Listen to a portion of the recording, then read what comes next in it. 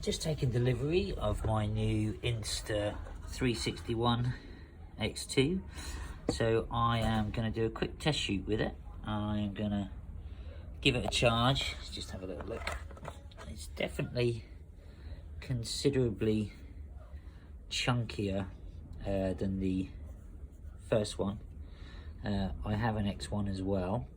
Just a little comparison side by side. So you can see this has got a rubber bumper all the way around the X2, which gives you a little bit, it feels a bit more solid in the hand as opposed to the X1. Nothing wrong with this, I love this camera, done loads of stuff with this. However, if you drop it slightly, it scuffs really easy, and you do panic, or I do personally, about the lenses, that it's going to get damaged easily. Whereas with the Insta1 X2, it's got this rubber mount, slightly thicker, it feels a bit more solid in the hand. But you can see, if I try to do this one-handed, if I can put them up on their side without rubbing the lenses together, there you go, you can see a comparison there, a little bit thicker. It's also got you'll notice you can put it in standby mode, and you've got a power button on the side on this one, which on the old one, not that it's the end of the world, but you had to power up from the start and wait. This is also voice activated, and I can sync it to my Bluetooth earpods, so I can use my earpods almost like a radio mic, and I can walk away from it whilst talking, as well as using them to control the voice activated recording. Apparently a big thing on this, it's got 4 microphones, directional microphones. It's also got a much larger battery, which is almost twice the weight, because I put these on the drones sometimes, but I can feel that's considerably heavier. I think the battery is literally twice the weight. But on the bright side, it's also got a far longer lifespan. So the other one on mine would do roughly about 30 minutes max, I would say, on the Insta1. But on the X2, I've been told it does around about 1 hour 20. So hopefully that's good. Also, it's waterproof straight out of the box, which we're about to find out, because I am going to go and drop it in a tank with some of my koi fry from last year, and see how it gets on. Hopefully it'll survive. I'll show you the footage. And with the kit on this one, I've just charged this now. So you get the charger cable, which is obviously straight into a USB, and then you also get a I guess neoprene case, which is nice because I can pop that in. It's quite a nice tight snug fit, and I can be sure that my lens is going to be protected and nice and safe. The only thing I've noticed on the website is you can buy lens protectors. I've not taken the cover off this one. You can buy lens protectors, which is great, without having to have the massive underwater housing that I used to have with the Insta1. It's just a shame they don't give them away, you know, in the kit. I think they're, I want to say around about £12 or something. There might even be a bit more for a set, and they clip onto this little ridge around the outside, which is great, so you can feel a bit more confident that your lenses are going to be protected, but you don't have the bulkiness of a big underwater case. So yeah, that's an improvement. The touchscreen is really good, actually. If I power this up, it's great because you've got so many different features. So obviously right now you're in 360, but you can use that to have, you can look around and actually see what you're doing.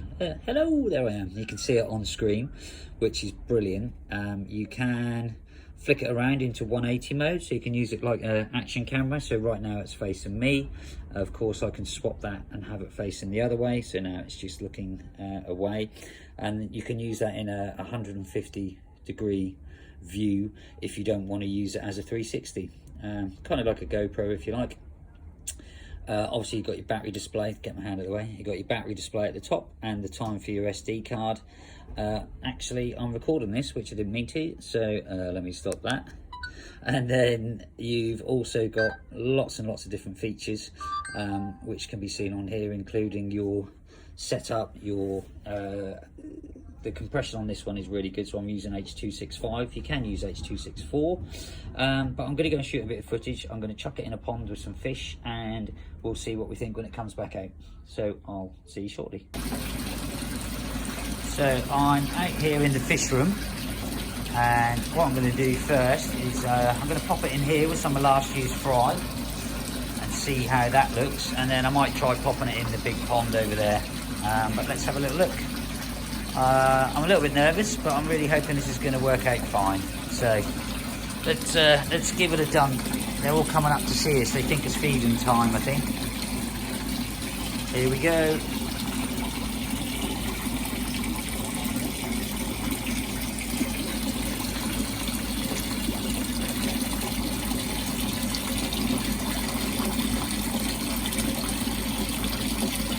Feels like one of them's trying to eat it. I think I've got a bite. I can see the red light flashing, which is a bonus. So I don't believe it's blown up yet. I don't know if it records audio or if we can hear the fish talking.